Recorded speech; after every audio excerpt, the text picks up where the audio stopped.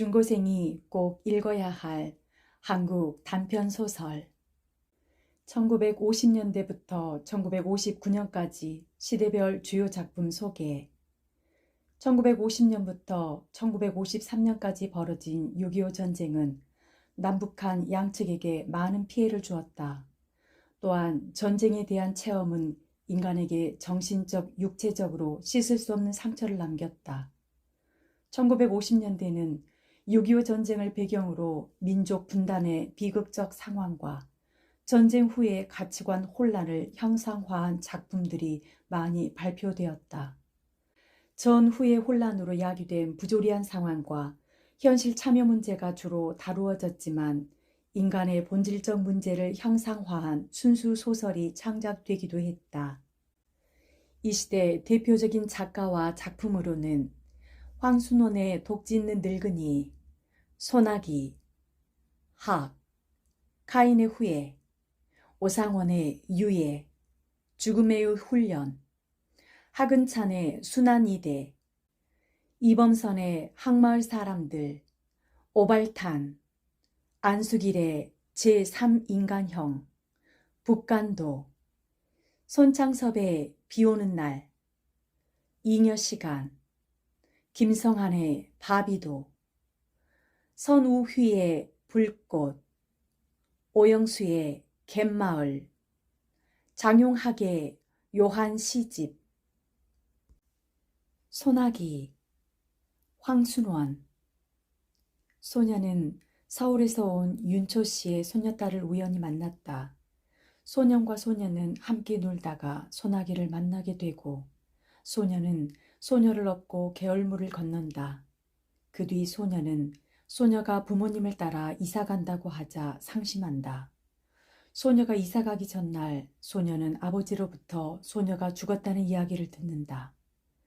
향토적인 배경 묘사와 절제된 문체를 통해 소년, 소녀의 풋풋한 사랑 이야기를 아름답게 그린 작품이다. 소녀는 개울가에서 소녀를 보자 곧 윤초신의 증손녀 딸이라는 걸 알 수 있었다. 소녀는 개울에다 손을 잠그고 물장난을 하고 있는 것이다. 서울에서는 이런 개울물을 보지 못하기는 한 듯이. 벌써 며칠째 소녀는 학교에서 돌아오는 길에 물장난이었다. 그런데 어제까지 개울 기슭에서 하더니 오늘은 징검다리 한가운데 앉아서 하고 있다. 소녀는 개울뚝에 앉아버렸다. 소녀가 비키기를 기다리자는 것이다. 요행 지나가는 사람이 있어 소녀가 길을 비켜주었다. 다음 날은 좀 늦게 개울가로 나왔다. 이날은 소녀가 징검다리 한가운데 앉아 세수를 하고 있었다. 분홍 스웨터 소매를 걷어올린 팔과 목덜미가 마냥 희었다. 한참 세수를 하고 나더니 이번에는 물속을 빤히 들여다본다. 얼굴이라도 비추어 보는 것이리라 갑자기 몸을 움켜낸다. 고기 새끼라도 지나가듯 소녀는 소년이 개울뚝에 앉아있는 걸 아는지 모르는지 그냥 날쌔게 물만 움켜낸다. 그러나 번번이 허탕이다. 그대로 재미있는 양 자꾸 물만 움킨다. 어제처럼 개울을 건너는 사람이 있어야 길을 비킬 모양이다. 그러다가 소녀가 물속에서 무엇을 하나 집어낸다. 하얀 조약돌이었다. 그러고는 벌떡 일어나 팔짝팔짝 징검다리를 뛰어 건너간다.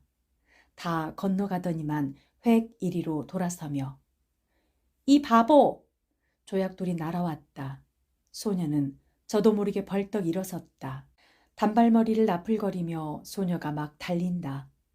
갈밭 사이길로 들어섰다. 뒤에는 청량한 가을 햇살 아래 빛나는 갈꽃뿐. 이제 저쯤 갈밭머리로 소녀가 나타나리라. 꽤 오랜 시간이 지났다고 생각했다. 그런데도 소녀는 나타나지 않는다.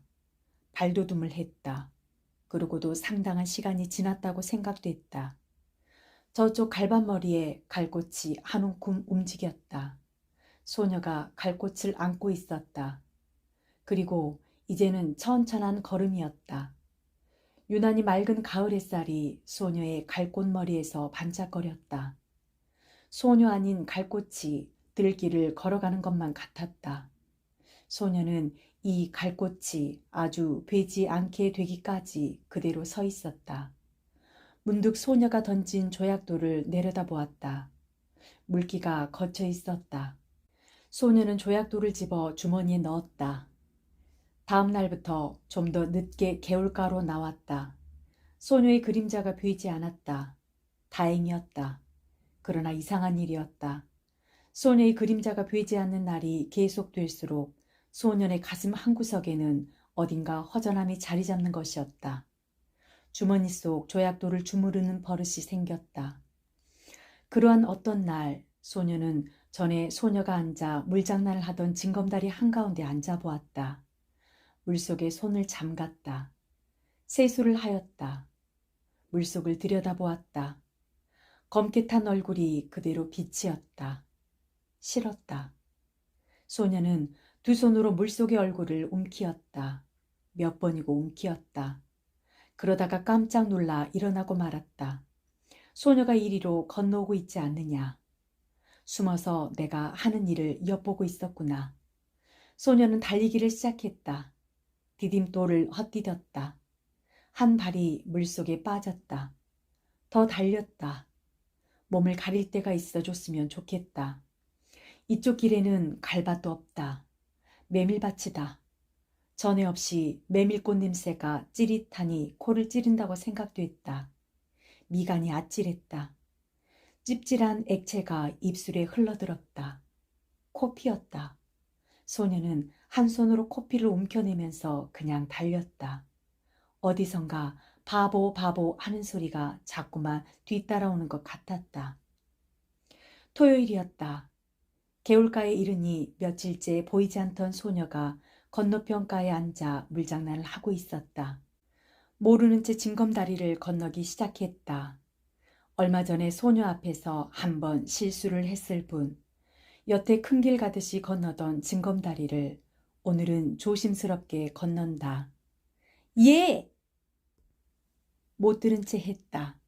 둑 위로 올라섰다. 예! 이게 무슨 조개지?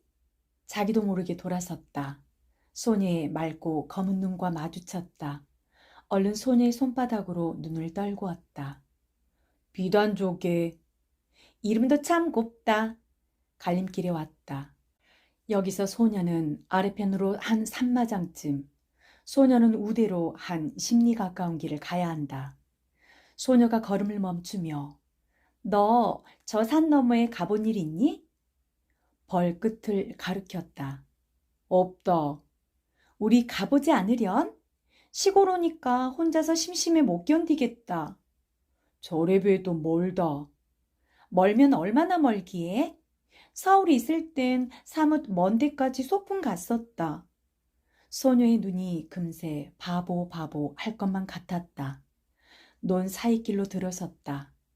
벼 가을거지 하는 곁을 지났다. 허수아비가 서 있었다. 소년이 새끼줄을 흔들었다. 참새가 몇 마리 날아간다. 참, 오늘은 일찍 집으로 돌아가 터논의 참새를 봐야 할 걸 하는 생각이 든다. 야, 재밌다. 소녀가 허수아비 줄을 잡더니 흔들어댄다. 허수아비가 대고 우쭐거리며 춤을 춘다. 소녀의 왼쪽 볼에 살포시 보조개가 패었다. 저만치 허수아비가 또 서 있다. 소녀가 그리로 달려간다. 그 뒤를 소년도 달렸다. 오늘 같은 날은 일찌감치 집으로 돌아가 집안일을 도와야 한다는 생각을 잊어버리기라도 하려는 듯이 소녀의 곁을 스쳐 그냥 달린다. 메뚜기가 따끔따끔 얼굴에와 부딪힌다. 쪽빛으로 한껏 개인 가을 하늘이 소년의 눈앞에서 매물돈다. 어지럽다. 저놈의 독수리, 저놈의 독수리, 저놈의 독수리가 매물돌고 있기 때문이다. 돌아다 보니 소녀는 지금 자기가 지나쳐온 허수아비를 흔들고 있다. 좀 전 허수아비보다 더 우쭐거린다. 논이 끝난 곳에 도랑이 하나 있었다. 소녀가 먼저 뛰어 건넜다. 거기서부터 산 밑까지는 밭이었다. 수숫단을 세워놓은 밭머리를 지났다. 저게 뭐니? 원두막. 여기 참외 맛있니? 그럼 참외 맛도 좋지만 수박 맛은 더 좋다. 하나 먹어봤으면. 소년이 참외 그루에 심은 무밭으로 들어가 무 두 밑을 뽑아왔다. 아직 밑이 덜 들어 있었다. 잎을 비틀어 팽개친 후 소녀에게 한 개 건넨다. 그러고는 이렇게 먹어야 한다는 듯이 먼저 대강이를 한 입 베물어 낸 다음 손톱으로 한 돌이 껍질을 벗겨 우저 깨문다. 소녀도 따라했다. 그러나 새 입도 못 먹고 아 맵고 지려 하며 집어던지고 만다. 참 맛없어 못 먹겠다. 소년이 더 멀리 팽개쳐 버렸다.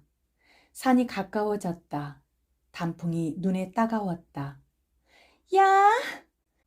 소녀가 산을 향해 달려갔다. 이번은 소년이 뒤따라 달리지 않았다. 그러고도 곧 소녀보다 더 많은 꽃을 꺾었다. 이게 들국화, 이게 쌀이꽃, 이게 도라지꽃. 도라지꽃이 이렇게 예쁜 줄은 몰랐네. 난 보랏빛이 좋아. 근데 이 양상같이 생긴 노란 꽃이 뭐지? 마타리꽃. 소녀는 마타리꽃을 양산 받듯이 해보인다. 약간 상기된 얼굴에 살포시 보조개를 떠올리며 다시 소녀는 꽃 한 옴큼을 꺾고 왔다. 싱싱한 꽃가지만 골라 소녀에게 건넨다. 그러나 소녀는 하나도 버리지 말어. 산마루개로 올라갔다. 맞은편 골짜기에 오순도순 초가집이 몇 모여 있었다. 누가 말한 것도 아닌데 바위에 나란히 걸터 앉았다. 별로 주위가 조용해진 것 같았다. 따가운 가을 햇살만이 말라가는 풀 냄새를 퍼뜨리고 있었다. 저건 또 무슨 꽃이지? 적잖이 비탈진 곳에 칡덩굴이 엉켜 끝물꽃을 달고 있었다. 꼭 등꽃 같네. 서울 우리 학교에 큰 등나무가 있었단다. 저 꽃을 보니까 등나무 밑에서 놀던 동무들 생각이 난다.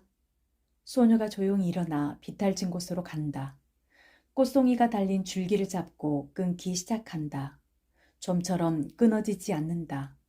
안간힘을 쓰다가 그만 미끄러지고 만다. 찍덩굴을 그어 쥐었다. 소년이 놀라 달려갔다. 소녀가 손을 내밀었다. 손을 잡아 끌어올리며 소녀는 제가 꺾어다 줄 것을 잘못했다고 뉘우친다. 소녀의 오른쪽 무릎에 핏방울이 내맺혔다. 소녀는 저도 모르게 생채기에 입술을 가져다 대고 빨기 시작했다. 그러다가 무슨 생각을 했는지 획 일어나 저쪽으로 달려간다. 좀 만에 숨이 차 돌아온 소녀는 이걸 바르면 낫는다. 송진을 생채기에다 문질러 바르고는 그 다름으로 칡덩굴 있는 대로 내려가 꽃 달린 몇 줄기를 이빨로 끊어가지고 올라온다. 그러고는 저기 송아지가 있다. 그리 가보자. 누렁 송아지였다. 아직 콧뚜레도 꿰지 않았다. 소년이 고삐를 바투 잡아 쥐고 등을 긁어주는 척 훌쩍 올라탔다. 송아지가 껑충거리며 돌아간다. 소녀의 흰 얼굴이 분홍 스웨터가 남색 스커트가 안고 있는 꽃과 함께 범벅이 된다. 모두가 하나의 큰 꽃묶음 같다. 어지럽다. 그러나 내리지 않으리라. 자랑스러웠다. 이것만은 소녀가 흉내내지 못할 자기 혼자만이 할 수 있는 일인 것이다. 너희 예서 뭐들 하느냐? 농부 하나가 억새풀 사이로 올라왔다. 송아지 등에서 뛰어내렸다. 어린 송아지를 타서 허리가 상하면 어쩌겠느냐고 꾸지람을 들을 것만 같다. 그런데 나룻이 긴 농부는 소녀 편을 한번 훑어보고는 그저 송아지 고삐를 풀어내면서 어서들 집으로 가거라. 소나기가 올라. 참 먹장그룹 한 장이 머리 위에 와 있다. 갑자기 사면이 소란스러워진 것 같다. 바람이 우수수 소리를 내며 지나간다. 삽시간에 주위가 보랏빛으로 변했다. 산을 내려오는데 떡갈나무 잎에서 빗방울 듣는 소리가 난다. 굵은 빗방울이었다. 목덜미가 선뜻선뜻했다. 그러자 대번에 눈앞을 가로막는 빗줄기. 비안개 속에 원두막이 보였다. 그리로가 비를 그을 수밖에.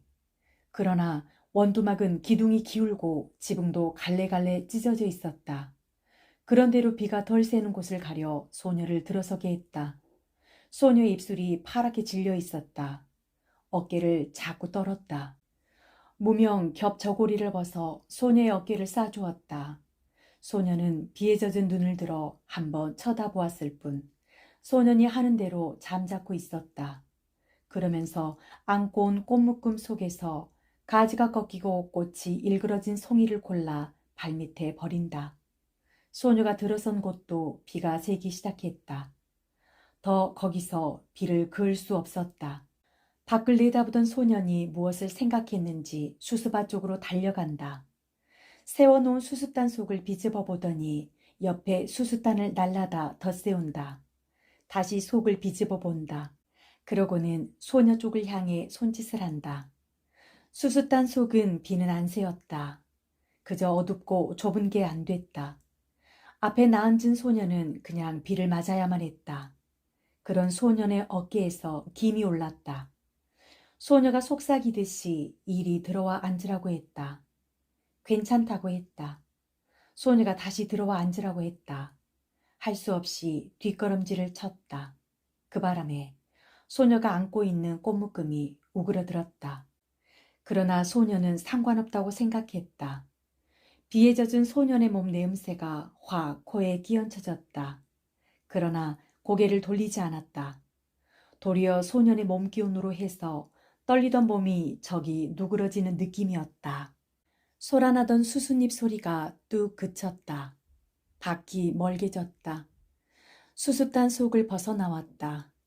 멀지 않은 앞쪽에 햇빛이 눈부시게 내리붙고 있었다. 도랑이는 곳까지 와보니 엄청나게 물이 불어 있었다. 빛마저 제법 붉은 흙탕물이었다. 뛰어 건널 수가 없었다. 소년이 등을 돌려댔다. 소녀가 순순히 엎이었다. 걷어올린 소년의 잠방이까지 물이 올라왔다. 소녀는 어머나 소리를 지르며 소년의 목을 끌어안았다. 개울가에 다다르기 전에 가을 하늘이 언제 그랬는가 싶게 구름 한 점 없이 쪽빛으로 개어 있었다. 그 뒤로 소녀의 모습이 보이지 않았다. 매일같이 개울가로 달려와 봐도 보이지 않았다. 학교에서 쉬는 시간에 운동장을 살피기도 했다. 남몰래 5학년 여자반을 엿보기도 했다. 그러나 보이지 않았다. 그날도 소녀는 주머니 속 흰 조약돌만 만지작거리며 개울가로 나왔다. 그랬더니 이쪽 개울뚝에 소녀가 앉아있는 게 아닌가. 소녀는 가슴부터 두근거렸다. 그동안 알았다. 알아보게 소녀의 얼굴이 헬쓱해져 있었다. 그날 소나기 맞은 탓 아냐? 소녀가 가만히 고개를 끄덕였다. 인제 다 났냐? 아직도. 그럼 누워 있어야지. 하도 갑갑해서 나왔다. 그날 참 재밌었어. 근데 그날 어디서 이런 물이 들었는지 잘 지지 않는다. 소녀가 분홍 스웨터 앞자락을 내려다본다. 거기에 검붉은 진흙물 같은 게 들어있었다. 소녀가 가만히 보조개를 떠올리며 이게 무슨 물 같니? 소녀는 스웨터 앞자락만 바라보고 있었다. 내 생각해 냈다. 그날 도랑을 건널 때 내가 엎인 일 있지? 그때 내 등에서 옮은 물이다. 소녀는 얼굴이 확 달아오름을 느꼈다. 갈림길에서 소녀는 저 오늘 아침에 우리 집에서 대추를 땄다. 내일 제사 지내려고. 대추 한 줌을 내어준다. 소녀는 주춤한다. 맛봐라. 우리 증조 할아버지가 심었다는데 아주 달다. 소녀는 두 손을 오그려 내밀며 참 알도 굵다. 그리고 우리 이번에 제사 지내고 나서 좀 있다 집을 내주게 됐다. 소녀는 소년애가 이사해 오기 전에 벌써 어른들의 이야기를 들어서 윤초 씨 손자가 서울서 사업에 실패해가지고 고향에 돌아오지 않을 수 없게 됐다는 걸 알고 있었다. 그것이 이번에는 고향 집마저 남의 손에 넘기게 된 모양이었다. 왜 그런지 난 이사 가는 게 싫어졌다. 어른들이 하는 일이니 어쩔 수 없지만. 전에 없이 소녀의 까만 눈에 쓸쓸한 빛이 떠돌았다. 소녀와 헤어져 돌아오는 길에 소녀는 혼자 속으로 소녀가 이사를 간다는 말을 수없이 되뇌어 보았다. 무어 그리 안타울 것도 서러울 것도 없었다. 그렇건만 소녀는 지금 자기가 씹고 있는 대추 알의 단맛을 모르고 있었다. 이날 밤 소녀는 몰래 덕수의 할아버지네 호두밭으로 갔다. 낮에 봐두었던 나무로 올라갔다. 그리고 봐두었던 가지를 향해 작대기를 내리쳤다. 호두송이 떨어지는 소리가 별나게 크게 들렸다. 가슴이 선뜩했다. 그러나 다음 순간 굵은 호두야 많이 떨어져라, 많이 떨어져라. 저도 모를 힘에 이끌려 마구 작대기를 내리치는 것이었다. 돌아오는 길에는 열이틀 다리 지우는 그늘만 골라 짚었다. 그늘의 고마움을 처음 느꼈다. 불룩한 주머니를 어루만졌다. 호두송이를 맨손으로 깠다가는 오미 오르기 쉽다는 말 같은 건 아무렇지도 않았다. 그저 근동에서 제일 가는 이 덕수의 할아버지네 호두를 어서 소녀에게 맛보여야 한다는 생각만이 앞섰다. 그러다 아차하는 생각이 들었다. 소녀더러 병이 좀 낫거들랑 이사 가기 전에 한번 개울가로 나와달라는 말을 못해둔 것이었다. 바보 같은 것, 바보 같은 것. 이튿날 소년이 학교에서 돌아오니 아버지가 나들이 옷으로 갈아입고 닭 한 마리를 안고 있었다. 어디 가시느냐고 물었다. 그 말에도 대꾸도 없이 아버지는 안고 있는 닭의 무게를 겨냥해 보면서 이만하면 될까? 어머니가 망태기를 내주며 벌써 며칠째 갸알갸알하고 알 낳을 자리를 보던데요. 크진 않아도 살은 쪘을 거예요. 소년이 이번에는 어머니한테 어디 가시느냐고 물어보았다. 저 서당골 윤초시 댁에 가신다. 제사상에라도 놓으시라고. 그럼 큰 놈으로 하나 가져가지. 저 얼룩 스탁으로. 이 말에 아버지는 허허 웃고 나서 임마, 그래도 이게 실속이 있다. 소녀는 공연히 열적어 책보를 집어던지고는 외양간으로 가 쇠 잔등을 한번 철썩 갈겼다. 쇠팔이라도 잡는 척. 개울물은 날로 여물어 갔다. 소녀는 갈림길에서 아래쪽으로 가보았다. 갈바머리에서 바라보는 서당골 마을은 쪽빛 하늘 아래 한결 가까워 보였다. 어른들의 말이 내일 소년애가 양평읍으로 이사 간다는 것이었다. 거기 가서는 조그만 가게방을 보게 되리라는 것이었다.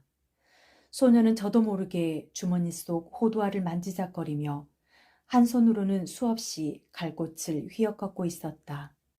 그날 밤 소녀는 자리에 누워서도 같은 생각뿐이었다.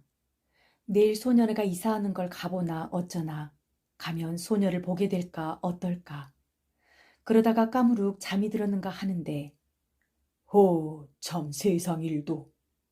마을 갔던 아버지가 언제 돌아왔는지. 윤초시 댁도 말이 아니야. 그 많던 전답을 다 팔아버리고 대대로 살아오던 집마저 남의 손이 넘기더니 또 악상까지 당하는 걸 보면. 남포불 밑에서 바느질감을 안고 있던 어머니가 증손이라곤 계집애 그의 하나뿐이었지요. 그렇지. 사내에 둘 있던 건 어려서 잃고. 어쩌면 그렇게 자식복이 없을까? 글쎄 말이지. 이번엔 꽤 여러 날 앓는 걸 약도 변변히 못 써보았다더군. 지금 같아서는 윤초신에도 대가 끊긴 셈이지. 그런데 참, 이번 계집애는 어린 것이 여간 잔망스럽지 않어. 글쎄 죽기 전에 이런 말을 했다지 않어. 자기가 죽거든 자기 입던 옷을 꼭 그대로 입혀서 묻어달라고.